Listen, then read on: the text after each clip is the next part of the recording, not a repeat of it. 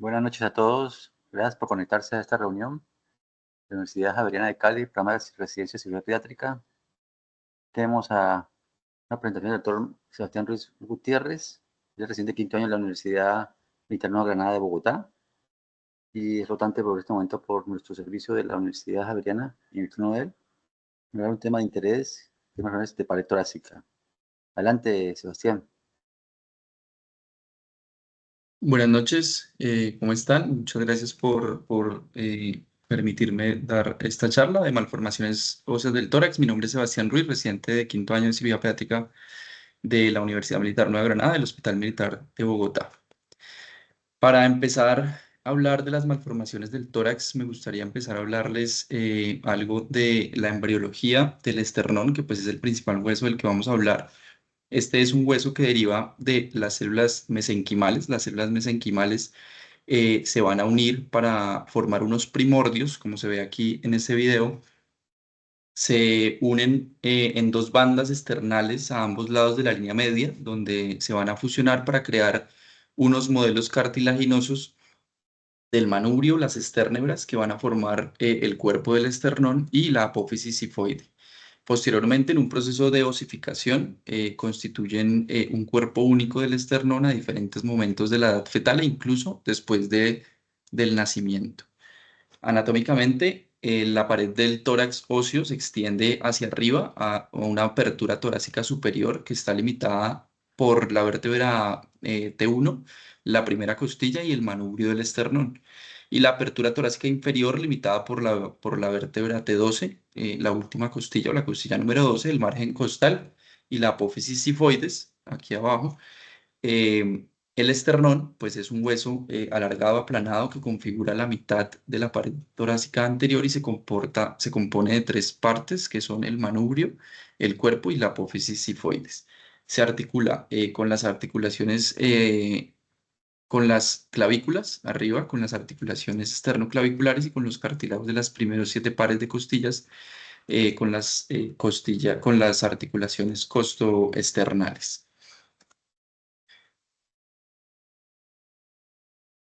Para empezar a hablar de la clasificación, hacia la década de los 90, el doctor Acastelo clasificó las malformaciones en 5 grandes grupos, que fueron las tipo 1, cartilaginosas, dentro de las que se encuentran el pectus carinatum y el pectus excavatum.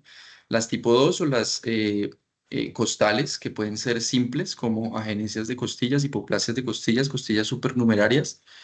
Bífidas, fusiones entre ellas o dismorfias, pueden ser combinadas entre todas estas anteriores, unas más complejas y unas sindrómicas como el síndrome de Jenner, Charcot-Levine o cerebrocostomandibulares, y otras más complejas que esas.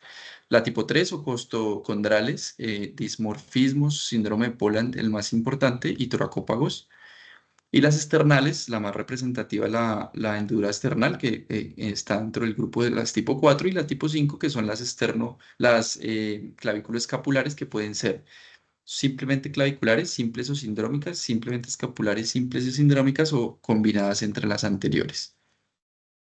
Dentro de las malformaciones congénitas, pues vemos que la tipo 1 son el 91% de todas las malformaciones, seguida por la tipo 3, que es pues, la más importante, el síndrome de Poland, y la tipo 2, que es el tórax hendido. Dentro de la primera, que es la más representativa, las dos más importantes son el pectus excavatum y el pectus carinatum. Hoy hablaremos pues de esas. El pectus excavatum representa del 60 al 90% de las malformaciones del tórax. Su incidencia es de 8 en cada 1000 nacidos vivos. El pectus carinatum es el segundo por mucho, es el 17%, de 1 en 2500. Poland, que es menos del 5%, 1 en 30.000, y el esternón hendido, menos del 1%, 2 en 100.000. Epidemiológicamente, el pectus excavatum, pues como lo dijimos, es el más común desde que Ravitch en 1977 lo describió. Fue la incidencia en ese momento 1 en 300 recién nacidos vivos. Hoy sabemos que es 1 en 1000. Es raro en afrodescendientes, y la asociación niña-niñas, niño-niñas, es de 4 a 1. Es una malformación que está presente desde el nacimiento, mientras que el carinatum, a pesar de ser el segundo, es menos frecuente, llega al 17%, y se presenta generalmente en la adolescencia.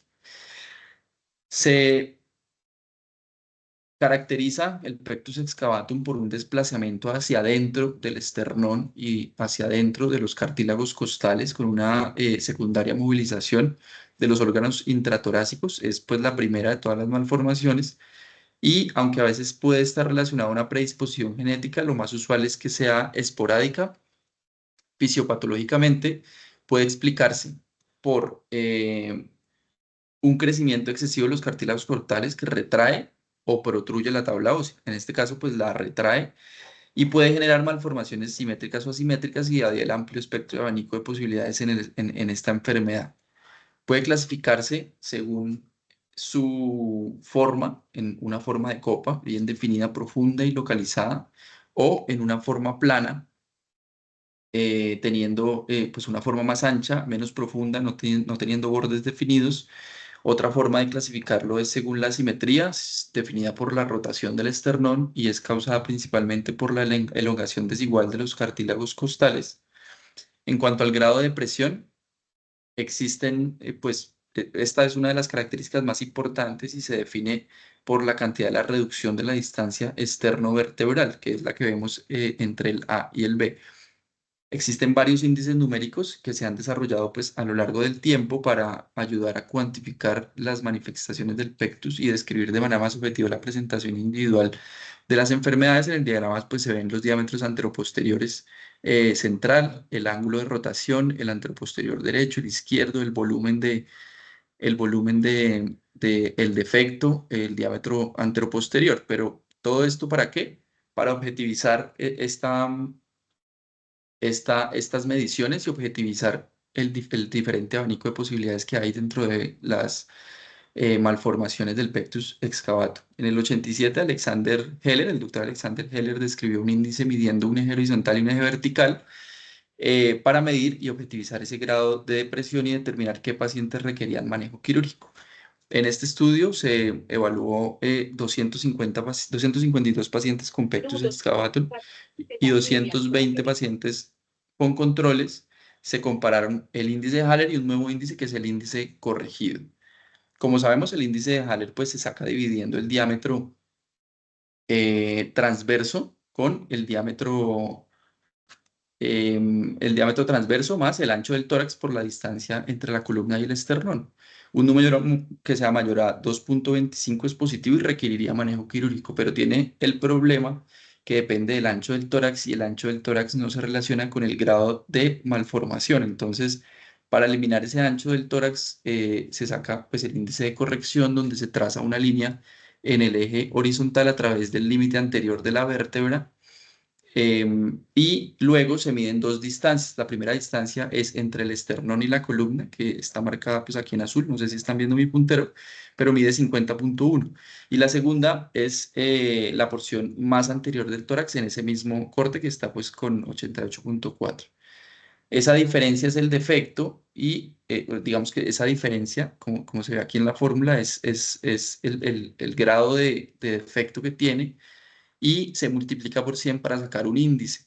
Y para esta nueva definición o este nuevo índice se tomó un corte del 10% de profundidad eh, para que fuera pues corregido. ¿Qué encontraron? Encontraron unos resultados que fueron preocupantes porque varios pacientes con pectus que tenían un índice de Haller lo suficientemente bajo como para estar dentro del grupo control y había varios pacientes controles que tenían un índice de Haller lo suficientemente alto como para estar en el índice de pectus. Entonces se solapaban aquí en la mitad pacientes que no tenían la enfermedad o los controles y los pectus. Con el índice de corrección, pues no pasó esto. Clínicamente, los pacientes con pectus excavatum tienen principalmente intolerancia al ejercicio, dolor en el pecho y falta de la resistencia, pero no hay que olvidar otros síntomas que se deben evaluar. No solo pues, están los físicos, ya que ambas malformaciones, tanto el excavatum y el carinatum, coinciden en una fase del crecimiento muy vulnerable que es la pubertad. Esta etapa pues se caracteriza por grandes cambios físicos, sociales y emocionales. Los pacientes con deformidades en el pecho experimentan sentimientos de vergüenza, tratan de ocultar el pecho y eso se refleja en la elección de la ropa, la mala postura, e incluso evitan hacer actividades físicas o deportivas debido a que pues, son centro de burlas y de acoso por sus compañeros. Y este estudio evaluó la baja calidad de vida que tenían estos pacientes, tanto pues, de los pacientes con pectus carinatum y pectus excavatum, y dentro de los resultados en la parte de los síntomas psicosociales, obviamente pues los síntomas físicos eran cardiopulmonares y disconfort en el pecho, pero dentro de los psicosociales el signo, digamos que lo social, el impacto social fue el desarrollo social más grande e incluso más que en el ejercicio. Para el tratamiento, pues, dentro de las indicaciones quirúrgicas que están descritas, es clásicamente pues, el índice de Haber mayor de 2,25 y ahora pues el índice de corrección mayor al 10%. También enfermedades pulmonares restrictivas en espirometría o en resonancia con dinámica, cardíacas, cualquier compresión valvular o alteraciones en la conducción y rendimiento como intolerancia al ejercicio. Pongo aquí al lado una relativa que es social porque digamos que en el estudio anterior también se dieron cuenta que muchos pacientes en los que se evaluaba más de un año por edad o por clínica, porque no tenían todavía indicación quirúrgica, los pacientes no desarrollaban un mayor grado de depresión o cambio físico, pero sí cuando llegaban a la pubertad empezaban a tener cambios o síntomas físicos que podían estar asociados pues a los síntomas o a los rechazos psicosociales.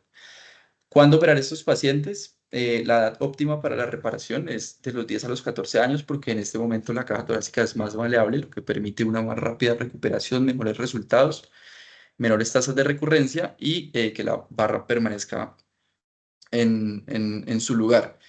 Algunos autores han tenido buenos resultados en mayores de 18 años, pero también con mayor grado de complicaciones. También está descrito en esta edad menor dolor. Dentro de las opciones de tratamiento, la primera y de menos invasivo a más invasivo está la campana de vacío que describió el doctor Scheer en el 2005. La introdujo en un estudio con 60 pacientes, pero tuvo malos resultados. Después del primer mes solo logró el 85% de elevación del esternón y solo el 20% una corrección completa después de 5 meses con una alta tasa de complicaciones, sobre todo de lesiones en piel. Entonces, dentro de las indicaciones está el pectus leve, los pacientes que no tienen edad quirúrgica, los pacientes que no acepten la cirugía u otros tratamientos. Contraindicaciones, anormalidades cardíacas, coagulopatías o anormalidades esqueléticas. Se usa ahora, lo vamos a ver más adelante, para otros tratamientos. La corrección con la barra de Nuss, descrita en el 97 por el doctor Donald Nuss, pues, se caracteriza por una corrección mecánica usando una barra intratorácica guiada por toracoscopia. El primer paso es realizar una marcación, se marca pues, en el plano horizontal el punto de mayor depresión y se marcan los sitios de incisión entre la línea axilar anterior y media y pues, en ese mismo plano horizontal. Se selecciona la barra, se necesita, pues se mide de línea axilar media derecha a línea axilar media izquierda, se restan según el paciente, pero aproximadamente 2,5 centímetros para elegir la barra y se hace la toracoscopia con un trocar de 5 milímetros, dos espacios intercostales por debajo de la incisión cutánea que se está proponiendo. Y aquí es importante dirigir el trocar siempre hacia arriba para evitar lesiones del diafragma. El segundo paso de la cirugía es la elevación external. Una opción es crear un túnel adicional más arriba donde la depresión no es tan profunda y dejar el introductor en su lugar para mantener el esternón elevado mientras se diseca por debajo del punto más profundo de la depresión. Otra segunda opción es en pacientes más jóvenes o más flexibles, es elevar el esternón utilizando la campana de vacío que vimos anteriormente o un retractor insertado a través de una incisión subsifoidea. O la cuarta opción, digamos que la que es más he visto que se está usando, es utilizar una técnica con una grúa de Park para mantener el esternón elevado. Una vez elevado el esternón, pues se pasa un introductor, un sable, que se pasa del hemitórax derecho al hemitórax izquierdo bajo visión toracoscópica, se eleva y se moldea el tórax. Debe repetirse pues varias veces este paso para la elevación del esternón para tratar de moldearlo con una cinta umbilical se amarra la punta del sable a la barra que seleccionamos y por tracción y bajo vía toracoscópica se pasa la barra y se saca por el hemitórax contralateral. Se gira la barra 180 grados y se fija la barra en su lado derecho el izquierdo con un estabilizador y se asegura con sutura no absorbible enganchándolo en las ranuras del lado derecho.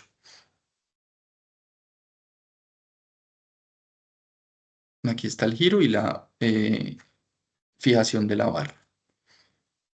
Este es un video corto pues, que muestra básicamente la técnica de Donald Nuss, donde se ve pues, el defecto. En este diagrama pues, no está como la toracoscopia, pero bueno, ahí está la toracoscopia, pero ahí no está el tórax. Se pasa el sable, se moldea la barra según las necesidades y por tracción se devuelve la barra, se gira y se fija.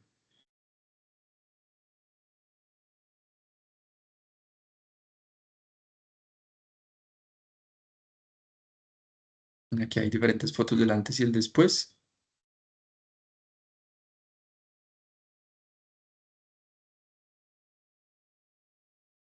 Y ya. Los resultados, digamos que en este trabajo donde planteó, pues básicamente fueron muy buenos todos, porque pues fueron del propio Donald Knost, excelentes resultados en el 90%. Las complicaciones fueron menores al 4%, principalmente neumotórax, a corto plazo y desplazamientos de la barra en menos también en 3,7, menos del 4% a largo plazo. Sin embargo, no todos los resultados fueron de él y no todos fueron estéticos. Dentro de las espirometrías y los test de ejercicio cardiopulmonares se evidenció mejoría en casi todos los aspectos que medía la prueba, entonces pues ya no era estético, sino también funcional. Además que en resonancias o en imágenes anatómicas se veía como si había compresión de estructuras cardíacas, por ejemplo, en el posoperatorio inmediato ya se resolvían. El pectus ab o taulinoplastia por tracción, descrita por primera vez en el 2006, se caracteriza por una elevación external que se mantiene con una placa extratorácica. Recientemente se ha descrito el uso de más de una placa para defectos más grandes, pero tiene problemas, pues el problema estético de la cicatriz que queda en la mitad del tórax, que pues ya cada vez son más pequeñas las incisiones, pero hay que tenerlo en cuenta a la hora de elegir esta técnica. Se hace la elevación, la fijación, la osteosíntesis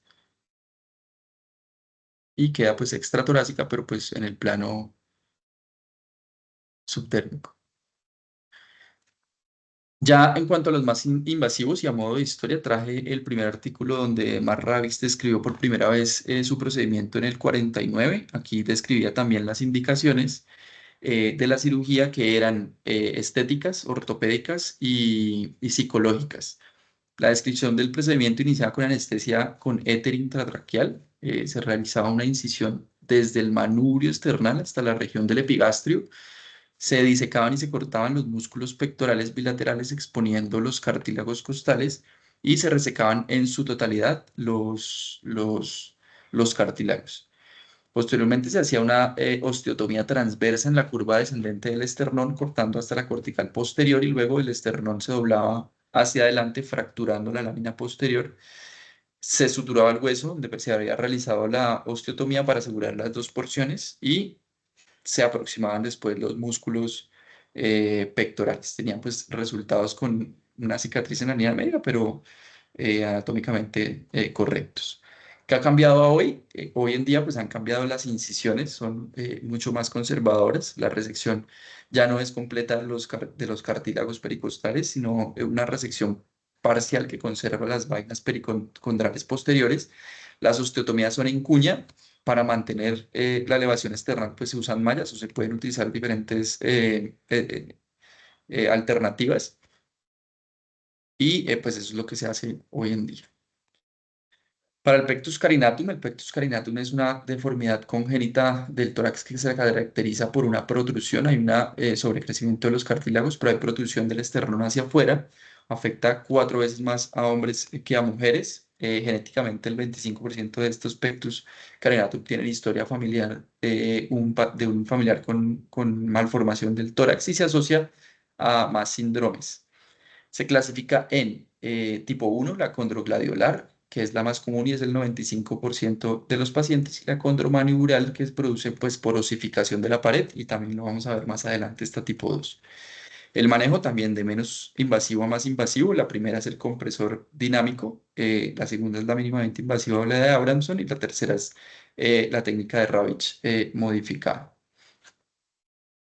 En el 2008, el doctor Marcelo Martínez Ferro revolucionó el manejo de los pacientes con pectus carinatum con este sistema de compresión dinámica.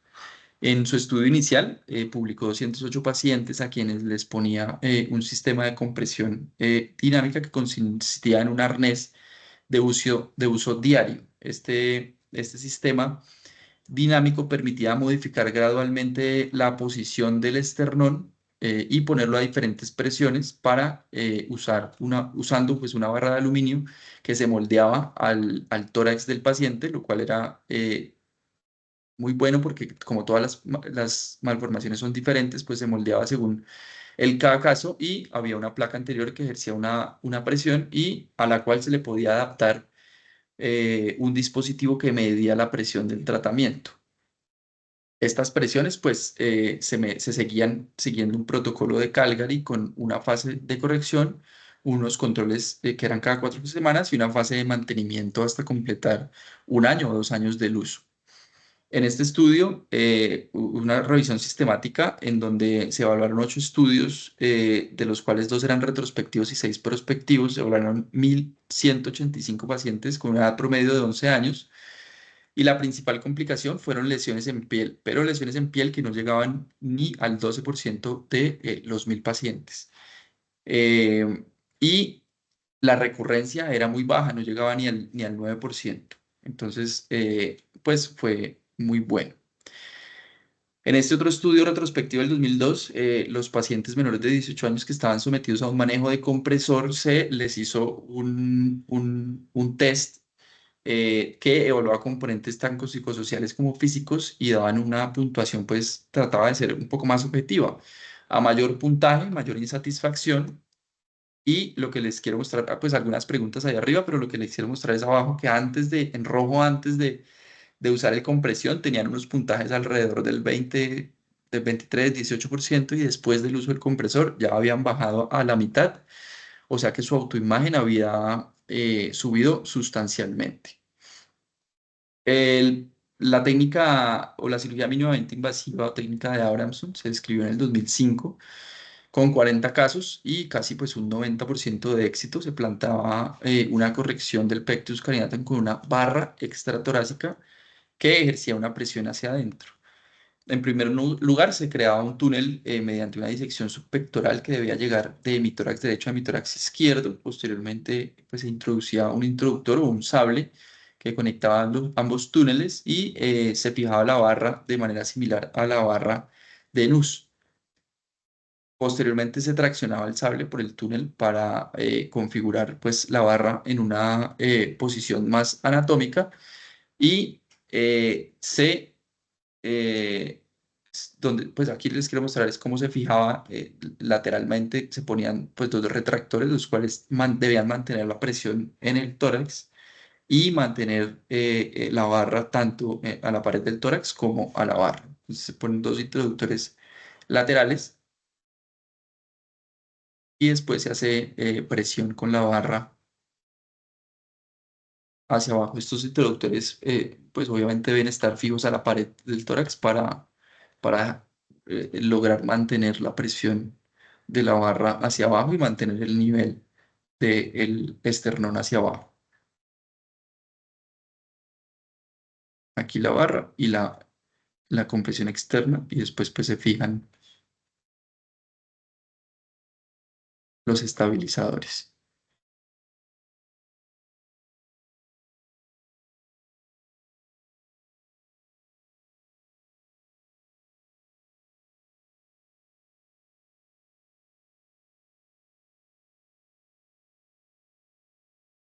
Fijación lateral.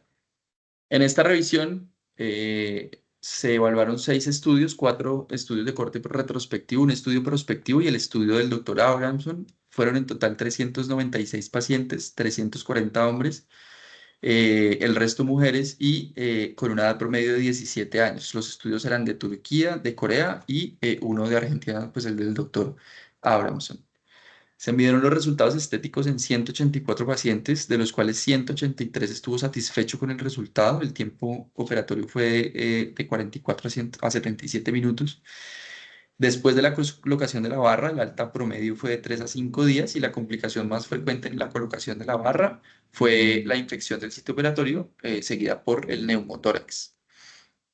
El retiro de la barra fue de 22 meses a 36 meses en promedio, haciendo pues la aclaración de que en el estudio del doctor Abramson la barra fue retirada al año en promedio. Y los resultados satisfactorios al final del tratamiento fueron en el 90% de los pacientes. Hubo 2 retiros precoces de la barra por sobrecorrección y por lesiones en piel en 11 y 4 pacientes respectivamente. Y el Ravage modificado para Pectus carinatum tiene diferentes, el abordaje es el mismo, pero las diferencias en la técnica es la osteotomía, que no tiene forma de cuña, sino que es lineal y naturalmente pues el esternón no puede fracturarse hacia arriba, sino que se empuja hacia abajo. Y los cartílagos pues se resecan de forma supericondural bilateralmente para terminar pues la osteotomía.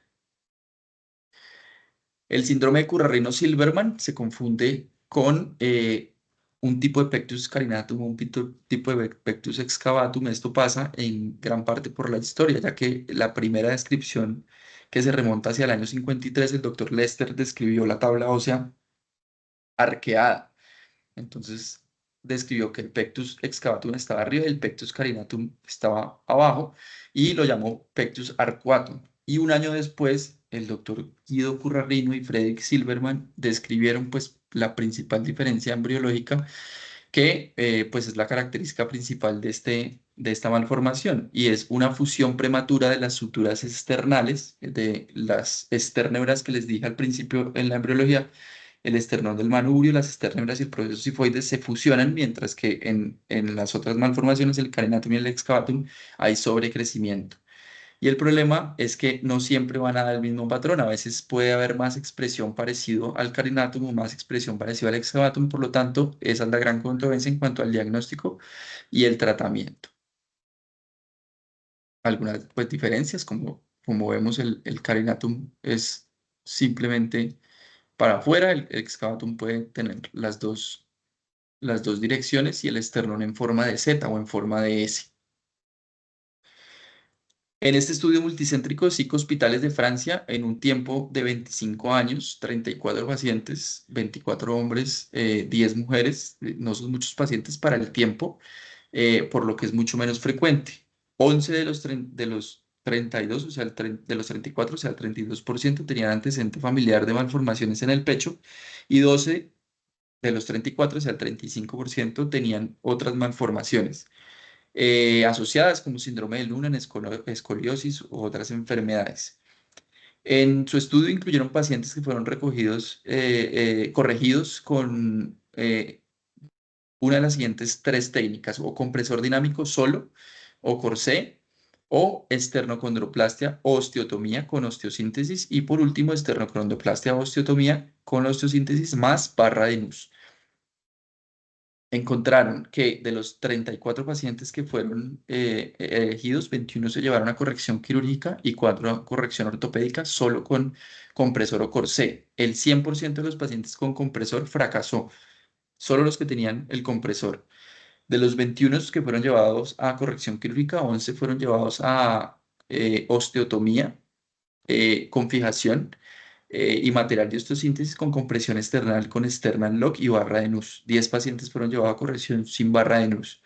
Y no hubo diferencias significativas en los síntomas de los dos grupos, o sea, no hubo diferencias entre los que usaron barra de Nuss o no. En cuanto a que los resultados estéticos eran iguales, no hubo complicaciones, sin embargo, no fue estadísticamente significativo porque la presentación de la enfermedad era muy diferente y no se podía pues clasificar en algún punto y pues fue más a lo del cirujano la elección de la técnica. y que concluyeron que el compresor dinámico definitivamente no se recomendaba como uso único para el síndrome y según el espectro de la presentación de la enfermedad se podía emplear o esternocondroplastia o osteotomía con osteosíntesis y la colocación o no de la barra de Nuss y que la evaluación individual era para cada paciente y con eso se definía. Este era pues el sternal lock con el cual se fijaba el esternón. Otro tema bien controversial es la edad de corrección de los pacientes con este síndrome debido a que su patogénesis pues es diferente al del pectus carinatum excavatum, que es sobrecrecimiento de los cartílagos, y la necesidad de resección se prefiere, pues cuando hay resecciones debe acercarse pues hacia la pubertad tardía o hacia la edad adulta. Sin embargo, si hay un tratamiento mucho más temprano en niños, se desarrollaría una liberación de las uniones externales que están fusionadas y permiten pues un crecimiento normal sin ninguna deformidad del tórax. Entonces pues también hay controversia, pero pues se prefiere igual de los 10 a 14 años. Algunas fotos de los pacientes con barra y con external lock. Este es un video que muestra eh, pues ya digamos que omití la incisión y las fotos y ya están aquí haciendo la condrectomía anterior. Quitan los cartílagos costales que están sobre el defecto. Y aquí están haciendo la osteotomía en V o la osteotomía en cuña anterior. En este caso, pues son dos, una arriba y una abajo por pues, las características individuales del paciente, pero también puede ser una sola. Y en este caso, pues también es en B. Este y el siguiente es una sola en otro paciente. Después de realizar pues la osteotomía en cuña, se realiza pues la fractura eh, de la tabla ósea y se fija con material de osteosíntesis que puede ser external lock, las placas que vimos, o pues con placas moldeables de lineales, placas verticales y paralelas. Se fija al esternón como en cualquier osteosíntesis y ya.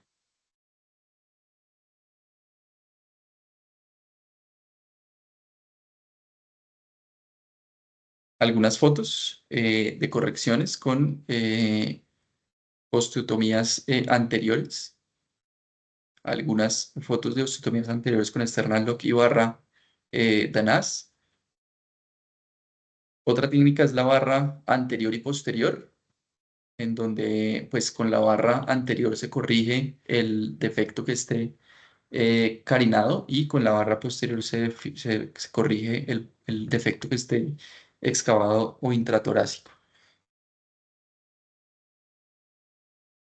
Otro paciente con barra anterior y barra posterior.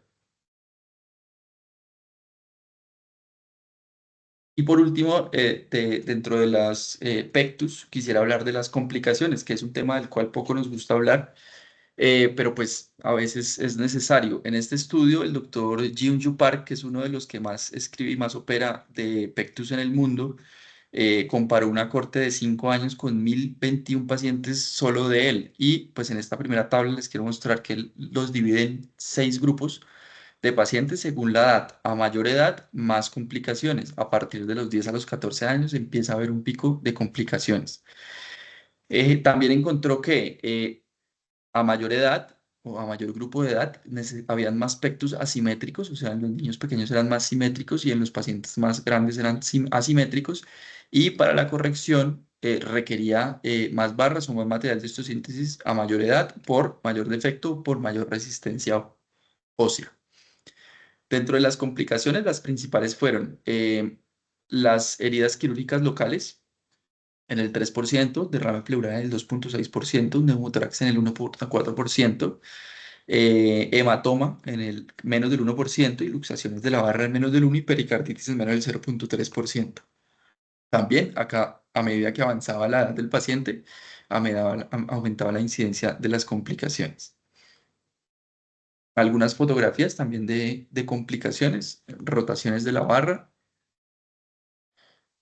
hematomas o em, alergias al tipo de la barra, hematomas, alergia y rechazo de la barra.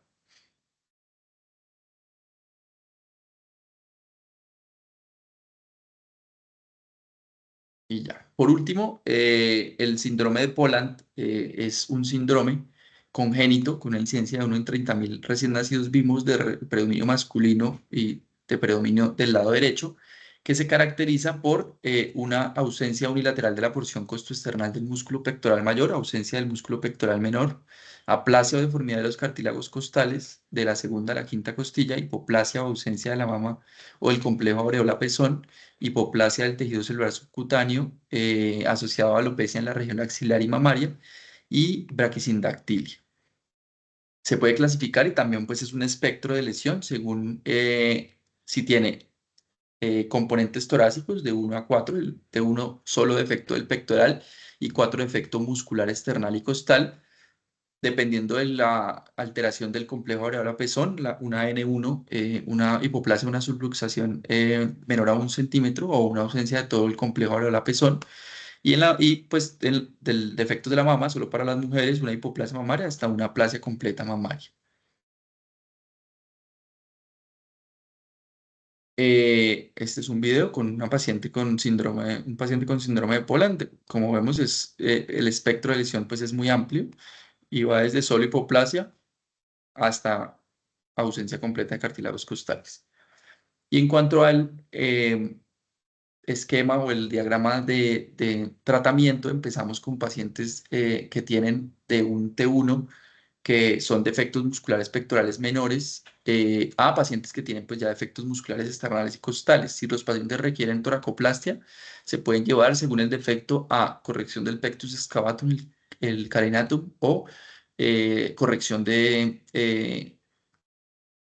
costillas. Sí, es excavatum, pueden ser, pues, como lo vimos, diferentes, desde la campana de Bell menos invasiva hasta esternocondroplastias.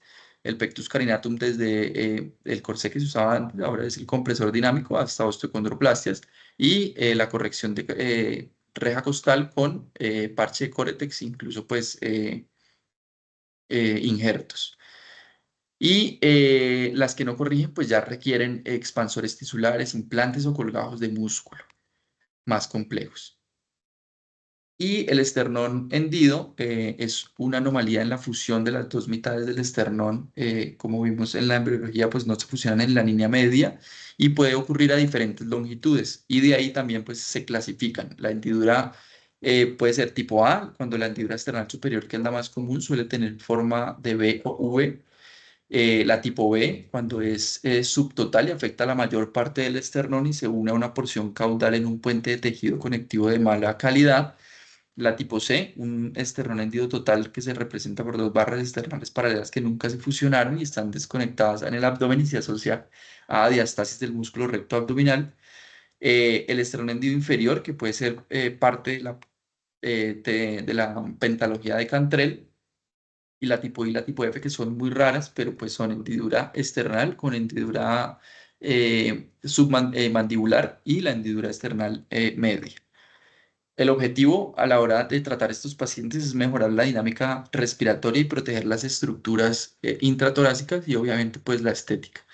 ¿Cuándo se deben operar estos pacientes? La edad es el factor más importante para la selección del procedimiento quirúrgico que se vaya a realizar y la opinión actual es que el tratamiento debe realizarse con cierre quirúrgico primario dentro del periodo neonatal.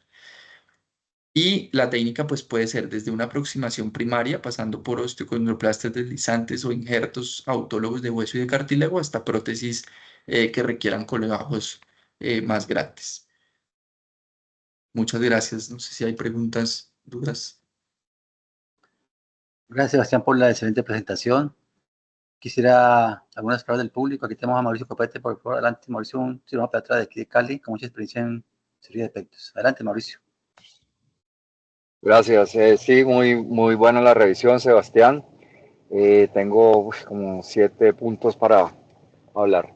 El primero me parece muy pertinente la diapositiva donde muestras la clasificación de cartilaginoso, condrocostal, las que son solamente costales, etcétera, etcétera, que son las llamadas inusuales que corresponden a un porcentaje muy bajo. En la charla básicamente hablaste de el pectus excavatum y el carinatum, que constituyen malformaciones cartilaginosas, y hiciste alguna manifestación también de las condrocostales y de las que son pues otros síndromes diferentes como el polen. En realidad la charla no debería llamarse malformaciones óseas, porque eso limitaría mucho a solamente las malformaciones óseas, y en realidad debería de llamarse malformaciones torácicas, donde incluya toda la clasificación de Castello. Entonces, entre otras, el tema que hablaste no fue óseo, sino cartilaginoso, que fue los dos principales, que es los que manejamos casi a diario. Las que hablaste al final, que son el polan, el currarino y todos, son las más inusuales, y también pues tienen unas especificaciones muy buenas. Bueno, el otro tema era, bueno, en cuanto a la campana, el Vacuum Bell fue inventado, aunque fue escrito por el doctor que mencionaste, fue inventado por un ingeniero alemán que se llama Eckhard Klopp, y es un, sin ser médico, él se le ocurrió que poniendo bajo la presión atmosférica de menos 12%, se podía hacer un vacío que en los pacientes, por la flexibilidad, por ser una alteración cartilaginosa, podía elevar el esternón. Y pues básicamente a través de los cartílagos. Entonces, las condiciones para usar el Vacuum Bell, que realmente no son tan buenos los resultados, eso sí es claro. Hay grupos como el de Suiza que dicen que sí es bueno, pero la conclusión grande es que para poder colocar un Vacuum Bell tiene que ser un defecto simétrico, no profundo, y que el paciente tenga menos de 11 años, porque si no, no va a tener suficiente flexibilidad. El problema del Vacuum es que no lo usan los pacientes con juicio, porque les jala mucho la piel y les duele mucho. Entonces pues realmente hay que pegarse mucho al paciente. Hay personas que tienen muy buenos resultados también, como es en Perú, Carlitos tiene resultados muy buenos, ha mostrado buenos estadísticas, pero él tiene una clínica y se dedica a incentivar a estos pacientes para que lo usen. El Vacuum en cirugía es útil, pero realmente la grúa es absolutamente insuperable. El problema del Vacuum en cirugía es que puede hacer un falso positivo, porque cuando se estira la piel mucho se puede despegar y a uno le da la sensación que se ha elevado el esternón, y realmente no. Lo usamos mucho tiempo mientras se conseguía la grúa, y realmente pues sí fue un alivio, porque es mucho más fácil pasar realmente la barra cuando el esternón está elevado, porque una de las mayores complicaciones que tiene esta cirugía es la perforación cardíaca. Bueno, en cuanto al paciente con la cirugía de Abramson, la cirugía de Abramson lo hicimos mucho tiempo. Yo alcancé a operar alrededor de 40 niños, y realmente ahorita no opero, porque realmente el sistema de compresión dinámica es absolutamente bueno, absolutamente confiable, es mucho más menos invasivo y pues más tolerable. El problema de Abramson pues es que son 3 cirugías finalmente, prácticamente, pues la cirugía de la colocación y la cirugía del retiro. Lo que yo vi, mi experiencia cuando empecé a retirar todas las barras de Abramson, con la técnica de Abramson, es que como el estabilizador, no como dijiste, Sebastián, ¿cómo fue que dijiste? El introductor, ¿no? Ese es un estabilizador que se coloca sobre las costillas, que se puede fijar a la barra con unos tornillos, pero el estabilizador sí está fijado a la costilla, alrededor de la costilla, con alambre. ¿Y qué fue lo que yo vi cuando retiraba las barras? Todas, absolutamente todas, estaba el alambre partido. O sea que varios años, o sea 2, porque supuestamente se va a usar también 3 años, por ahí 2 años o 1 año, el último tiempo del uso del paciente, esa barra ya no estaba sirviendo para nada, porque todos los alambres estaban rotos. A raíz de todo esto, pues, y que es un procedimiento invasivo, pues se alargó el uso del compresor, que es muy importante también haber mencionado el flujograma de manejo, porque los pacientes con presión de corrección, que también es un concepto muy importante en Carinatum, que es conocer la presión inicial de corrección, que es la que uno aplica al paciente para corregir el defecto, después la presión de tratamiento, que es la que uno le aplica al sistema de compresión dinámica.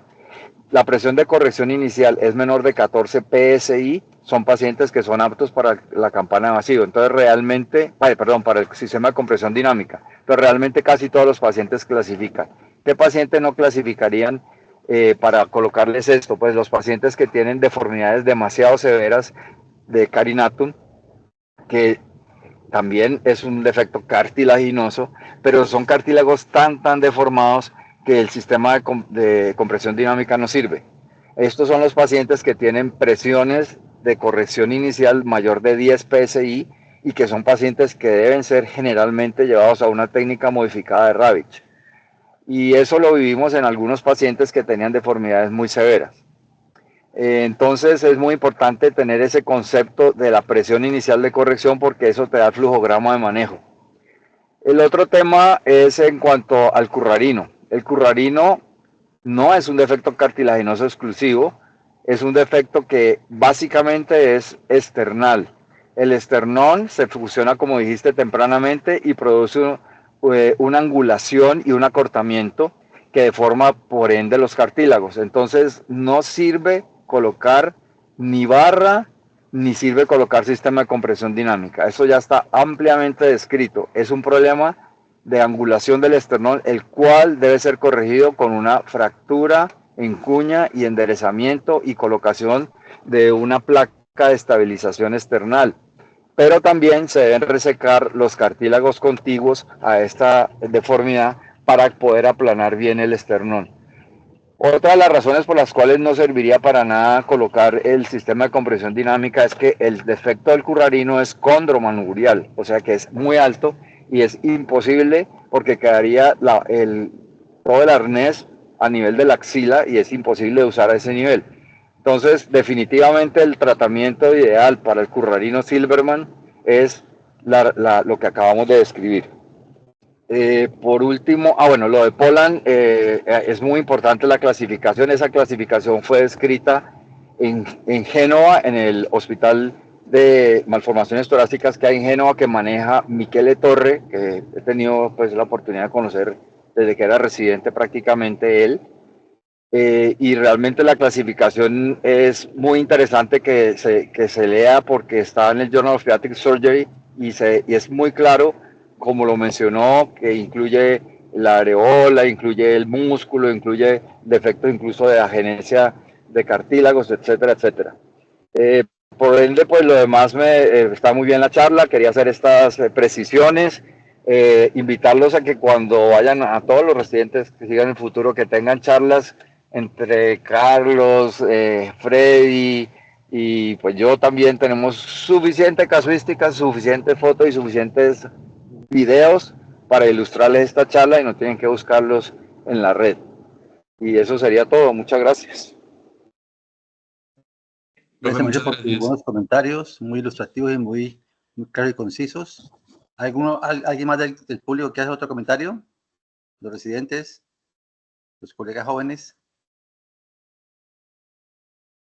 Bueno, hablando algo de la experiencia nuestra personal, nosotros llevamos en el manejo del pectus 20 años haciendo pectus, cirugía de deformidad torácica 20 años, que lo cumplimos este año precisamente. En el 2006 presentamos nuestro primer trabajo en Congreso Nacional en Pereira, con 11 casos de deformidad de pectus. Y a lo largo de estos años hemos aprendido mucho realmente. Todos hemos aprendido realmente. Todos los de aquí de Cali, del Valle, hemos aprendido a manejar pectus y eso lo hemos desarrollado hacia el resto del país. Porque cuando empezamos no había claridad al respecto. Eso fue algo histórico para nosotros, puesto que no había ni siquiera pacientes. Los pacientes estaban perdidos. Pero vamos a operar pectus, los pacientes empezaron a aparecer de repente por algún lado. Con los pectus escatos llegaron los carinatum y las deformidades raras, los polos, cosas como esas realmente. Y a lo largo de ese tiempo aprendimos a conocer muchas patologías que no eran claras para nosotros. Recuerdo el Congreso Nacional de Cali que hubo un curso de Pectus, el segundo curso de Pectus, que se hizo en Cali con el doctor Nas como invitado, el doctor Varela como invitado.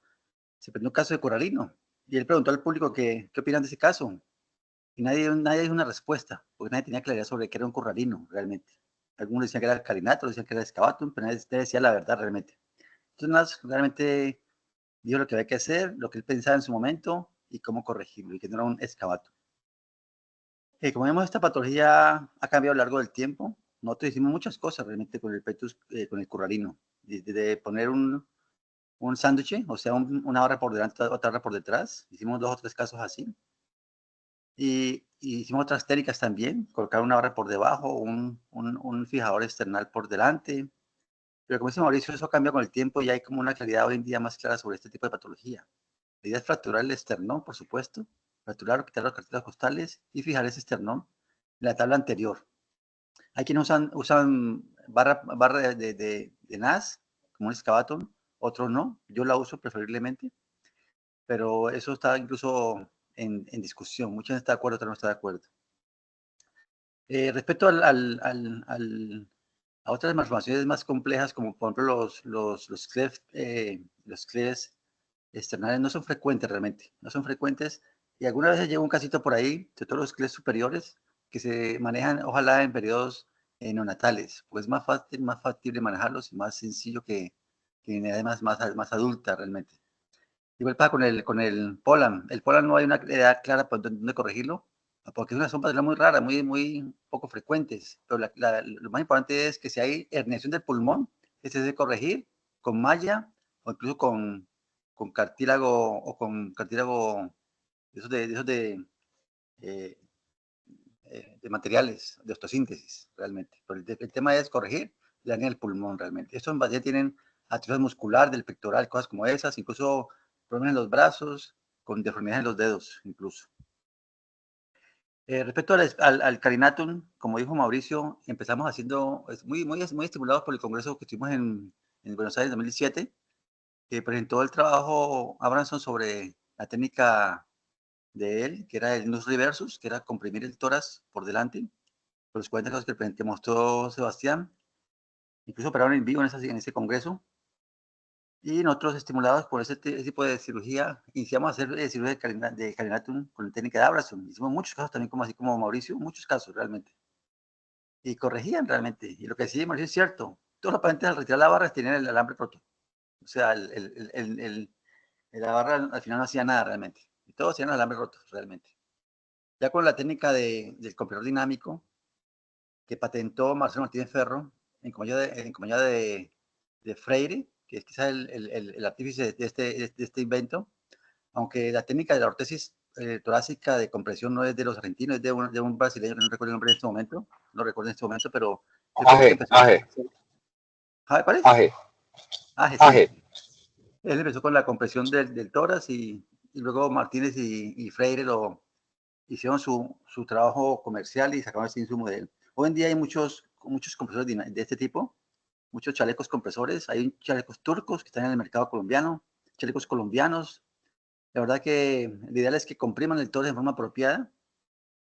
Hoy en día con la tecnología se apoya mucho en lo que es la escanografía. Se hacen escanografías preoperatorias, no solamente el aspecto escaneato, sino excavatum, escanografías para documentar la deformidad, incluso para moldear la barra en caso de petus excavatum previamente.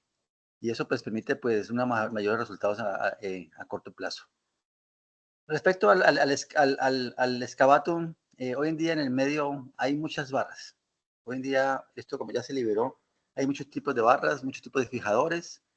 Hay una tendencia a usar cierto tipo de barras que agarren que se agarren bien de los cartílagos, del sistema de Park, que hoy en día está como ganando mucha fuerza en otros países del mundo y muchos cirujanos pediatras con experiencia que hacen toras y pared torácica lo están usando. El sistema de PAR, que es básicamente la misma barra, pero un sistema de fijación distinto a los otros sistemas que conocemos. Pues la verdad que usa el que uses, el objetivo es levantar el esternón y el defecto que se presente. Eso se ayuda, por supuesto, con la grúa, que hoy en día es una obligación realmente, en su aspecto, usar la grúa. Ya sea una grúa hechiza con un punto al esternón y levantar, o una grúa como la que PAR sugiere.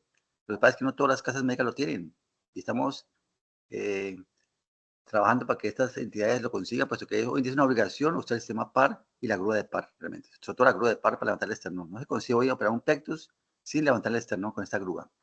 Como dijo Mauricio, la campana no es el ideal, porque puede dar falsos positivos porque levanta la piel probablemente, pero a veces uno ve que levanta algo, pero no es como uno cree realmente. Como ven, es muy variada este tipo de patologías, pero es muy importante conocer sobre todo la historia de lo que ha pasado en nuestro país y cómo ha evolucionado hacia el día de hoy. Hay una tendencia hoy en día a colocar más de una barra, sobre todo barras inclinadas, barras curvas, barras asimétricas, y fijarlas con un puente, con un bridge. Antes las fijamos ante los mismos estabilizadores, pero eso no es el ideal realmente porque es muy engorroso, con un puente. Y hoy en día habla del concepto de moldeamiento más que de corrección. Moldear el tórax, porque muchos defectos de excavados son asimétricos, son altos, bajos, incluso muy abajo, casi que llegando al ribete de la costilla, ¿entiende? Y esos son un reto para el cirujano de pared torácica, puesto que hay que colocar barras inclinadas y barras curvas y muchas veces usando un puente, no solamente una barra, sino dos barras, incluso hablas de 3 barras. Ahora, a mayor edad, mayores posibilidades de usar más barras, eso sí está claro, eso es así. A mayor edad, más posibilidades de usar más barras. Como ven, es un tema muy interesante que requiere, pues, conocimiento, experiencia, apoyarse en los que tienen experiencia. En la ciudad tenemos muchos ciudadanos que tienen mucha experiencia, colegas como el doctor Orozco, el doctor Copete, el doctor Villamizar, incluso nosotros que tenemos algo de experiencia. Estos años en Cali hemos operado creo que más de 1.000 o 1.500 pacientes entre todos y llevamos ya prácticamente 20 años con esta patología. Eso era todo. No sé si hay algún comentario de los colegas. Sí, yo tengo otros dos comentarios que se me habían olvidado.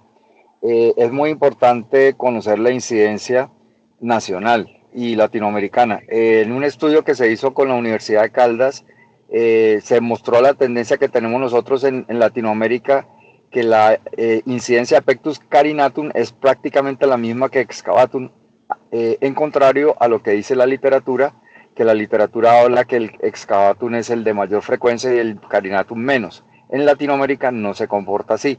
Estamos prácticamente a la par, por eso estamos colocando tantos compresores dinámicos, porque la incidencia es muy alta. No sabemos, realmente no se ha estudiado por qué, pero tiene que ver seguramente con nuestra mezcla, digamos, étnica.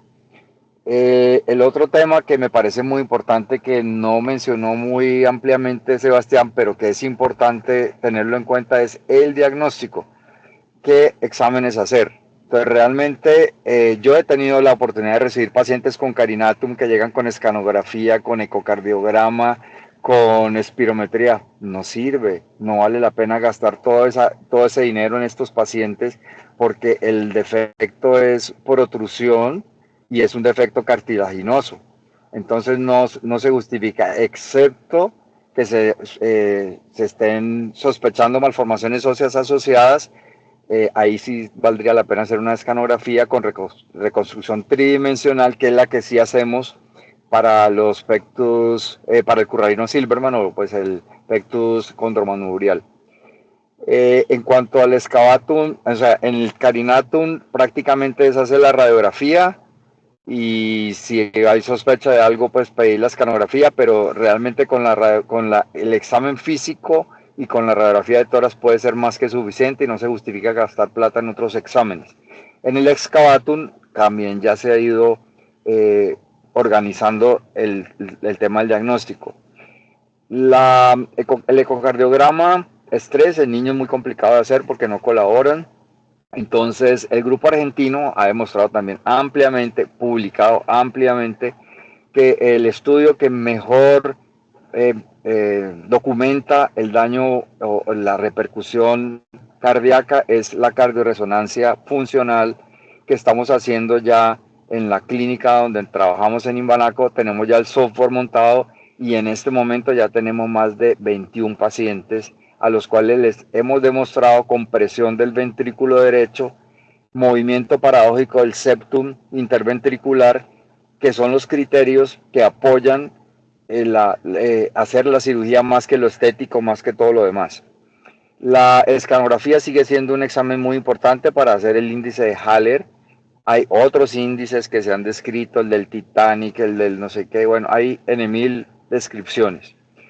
Es muy importante también tener en cuenta lo que están haciendo los argentinos con la reconstrucción 3D, que les permite planificar el moldeamiento del tórax, como muy bien lo dijo Carlos, y ellos tienen la oportunidad de hacer un modelo 3D y lo imprimen, y con esa impresión mandan a hacer la barra exactamente del tamaño que el paciente lo necesita. Obviamente nosotros no tenemos eso porque no tenemos aquí quien haga esas barras de una calidad que nos dé confianza como para nosotros ponerla. Bueno, yo creo que eso era básicamente y... Escuché que tenía tantas cosas, logré anotar algunas. Creo que... Ah, bueno, de lo de... No, yo creo que ya con eso ya está prácticamente cubierto y pues muchas gracias a Sebastián nuevamente por la presentación. Gracias, Mauricio, por el comentario. Algo respecto a las complicaciones, que es algo que no se habla mucho, pero sí son a tener en cuenta. Como dijo Mauricio, la más grave es el trauma cardíaco, pero puede haber pericarditis por ruptura del pericardio, y eso ser un problema para el paciente. Pero hay otras menores, como son las neumonías asociadas o los derrames pleurales que pueden pasar por algún tipo de problemas. Ya problemas técnicos que quede atrapado el pulmón y eso causa una neumonía o una pérdida de tejido pulmonar. Hay unas que hemos tenido muy frecuente y que no la mucho por que es las alergias. Parece que es una alergia al material de la barra, que es prácticamente hierro con otro tipo de materiales, o acero quirúrgico. Y este tipo de alergias puede en algún momento hacernos quitar la barra. Hemos tenido oportunidad de quitar la barra en 2 oportunidades. Un paciente hicimos una cirugía de brazo hace muchos años, con un paciente que tenía una atopia previa, pero incluso la pusimos, duró 1 año la barra. Y tuvimos otra niña con otro colega que se le quitó la barra tempranamente a los 3 meses por alergias impresionantes y apertura de la piel y todas las cosas. Y tuvimos otro caso recientemente que incluso lo comentamos con Mauricio y conté con algunos colegas, que hizo alergia de ambos lados. Un lado se cerró, mandamos médicamente con cremitas y con Aquacel y todas las cosas, y el otro lado cerró parcialmente, y ya casi a los 2 años le quitamos la barra.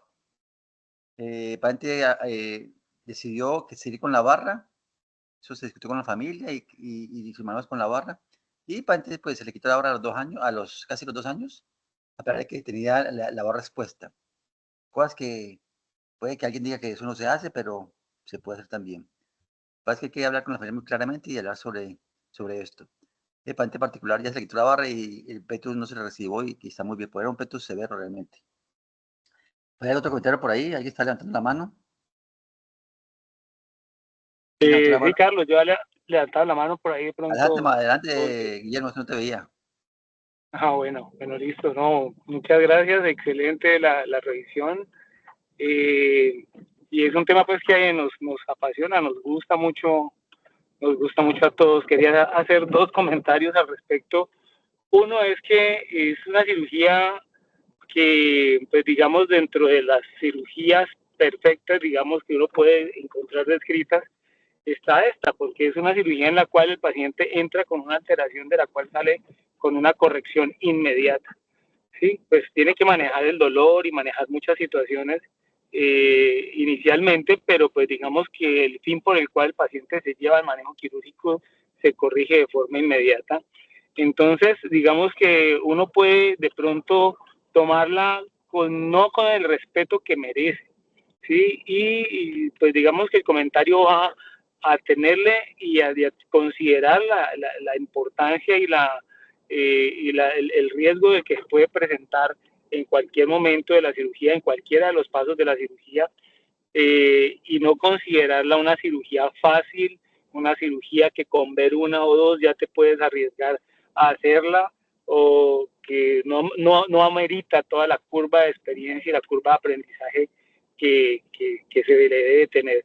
Entonces eso pues lo digo porque pues he visto complicaciones y han aparecido reportes de pacientes que pues colegas que no tienen la experiencia necesaria, digamos que se arriesgan de forma, digamos, prematura a realizar un procedimiento de estos y terminan con complicaciones serias.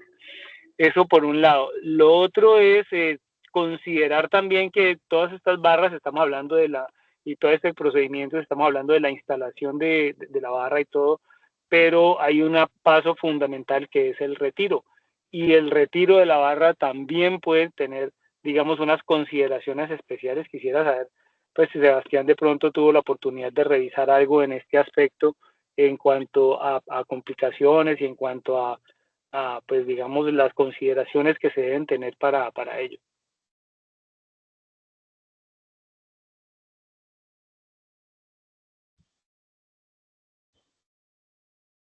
Sebastián, Perdón, profe, ¿las consideraciones para qué? O sea, todos los aspectos que se deben considerar para el retiro de la barra y todo, pues digamos qué riesgos, qué complicaciones encontraste, porque es que muchas veces Sí, pues, digamos, hay profe, algunos principalmente reportes el en los cuales tiempo, el retiro es más complejo y se claro, por el tiempo. pueden tener más complicaciones que inclusive que la misma instalación de la barra. Dentro de lo que encontré, el tiempo de la colocación de la barra es lo más importante.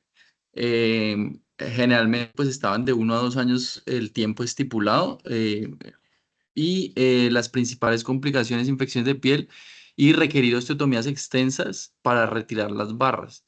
Neumotórax, hemotórax, masivos son las principales.